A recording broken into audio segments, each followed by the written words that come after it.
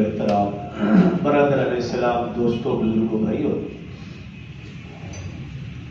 شعبان المعظم کا مہینہ اختتام پذیر ہونے والا ہے۔ چند ہی دنوں کے بعد رمضان مبارک کا خیر و برکت والا، فضیلتوں، رحمتوں، بخشش اور مغفرت والا مہینہ شروع ہونے والا ہے۔ اللہ تعالیٰ سے دعا ہے کہ اس مہمان مہینے کا شان احترام کرنے کی توفیق عطا فرمائے،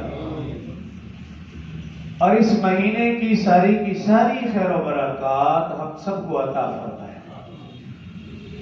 اور اس مہینے کو ہم سب کے لیے بخشش، مغفرت اور نجات کا ذریعہ بنائے،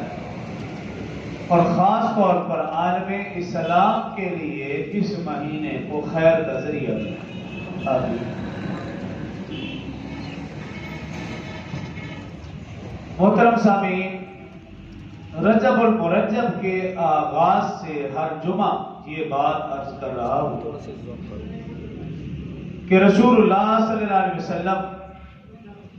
صحابہ کرام اور اہل بیت اعظام رضوان اللہ علیہ مجمعین،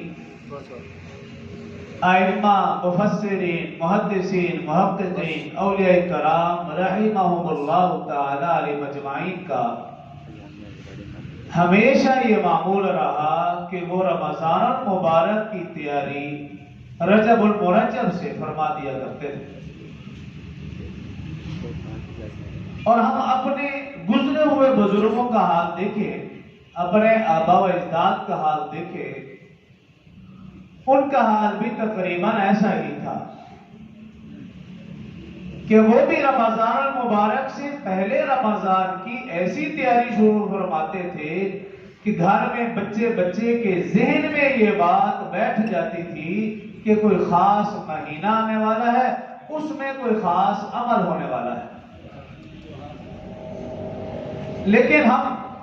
موجودہ بزرگوں کو دیکھیں یا اپنے آپ کو دیکھیں تو وہ چیز نظر نہیں آتی،